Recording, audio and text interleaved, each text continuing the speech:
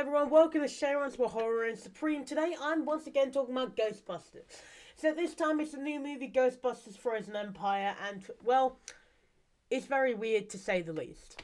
It kind of is a mixed bag, to be honest. It's quite odd. And it once again takes place in the firehouse in New York, and it's brought back the old cast and the returning cast.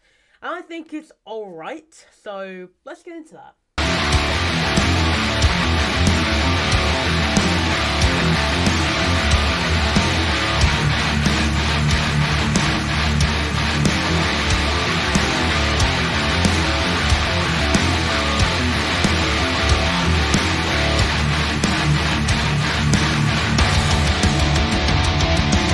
Ghostbusters Frozen Empire is probably one of the weirdest movies I've watched this year. It's also probably gonna be one of the worst movies I've watched this year just because it is not the best, but it is not the worst. Just because I haven't watched that many new movies that have come out this year, it's probably gonna end up lower on the list. But that isn't saying it's bad. It does have a lot of flaws and it's got a lot of issues, but it is not bad, it's okay. Just talking about the acting in the movie for a second, the acting in the movie, it just is a bit weird. Like, you have so many new characters and so many old characters. You have the three original guys, sadly they can't have all four of them.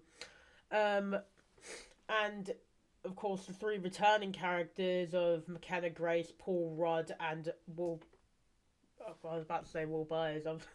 Finn Wolfhard. I don't know why I was going to say Will Byers. He's not even played by him, but and Finn Wolfhard, and they're all back, and that's 6 characters already, which you have to have a storyline for. And then they have about 5 new characters. That's 11 characters, which you need an individual storyline for, but you don't need an individual storyline for. But they try to do that. It doesn't work. I think if they just did one combined storyline and had a few arcs in there, that would work. But they don't do that. They try to have individual storylines and big plot things for 2 characters. One of whom we've never seen before. He's played... Oh god, I can't remember his name. It's annoying. He's the guy from Eternals, I'm pretty sure. Damn it. I've forgotten his name. It's irritating. I'll remember it later. But...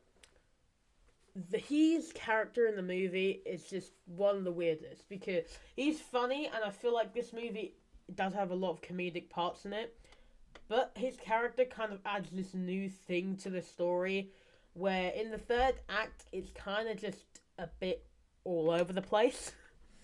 And just talking about McKenna Grace's character for a minute, her character is kind of just sort of shoved to the side in this movie to have her own little storyline where she makes a friend.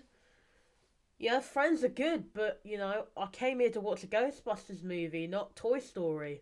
And it's just really weird because, if I wanted to go watch a movie about friendship, I'd probably go watch Inside Out 2 when that comes out, not really Ghostbusters, 7.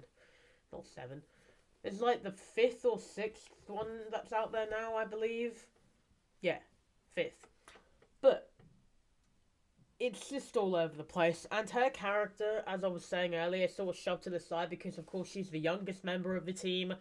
Or I guess she's not even really in the team in this movie because she's just sort of told, "You're too young, get out." You're a child. I get told that a lot when I go to buy a movie. Then I just whip out my ID and I'm just like, haha. But yeah, it's just very weird, and frankly, I think she is kind of wasted potential in the movie. If they did a bit more, they could have done just a lot of interesting things. Sadly, they don't. Now, talking about just Paul Rudd in the movie, he gives an alright performance, but his character, once again, is just a bit of a weirdo. I found him weird in Afterlife, and I just find him weird here. He plays kind of he just plays Paul Rudd, to be honest.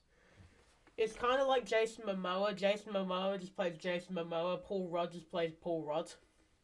Jim Carrey just plays Jim Carrey. And, yeah, Paul Rudd playing himself in this movie, basically. He has an alright arc in the movie, I'd say. It's not really the best. No one really has the perfect arc. But talking about the villain in the movie for a minute, The villain is also just huge wasted potential because the things that you can do with like an ice villain that they don't do. Like, they build it up as this massive, huge threat. Oh my god, there's a new ghost. It's got like ice powers and stuff. Oh, it's so scary. Then when like we finally get to it, it isn't really that big of a deal. I also just felt that like the CGI in this movie wasn't the best at some points. But the gadgets and gizmos in the movie are really cool. Like, the amount of cool gadgets and stuff which they have in this movie now, I think are really cool, and I'm probably going to get some of them for a future set just because of how cool they look. And they do introduce new ghosts in this movie. They don't just bring back, like, all the old ones again. Like, and there's also just less nostalgia bait in the movie. It's, like, 90% new stuff, 10% nostalgia, which is really good when you want to watch a sequel to a movie and you don't just want to be blinded by nostalgia. Like, that was one of my issues when watching Spider-Man No Way Home. It was just like, oh my god, they're all back, this is so cool, this is the greatest movie ever. Take that away, what do you have? His aunt dies. That's nice.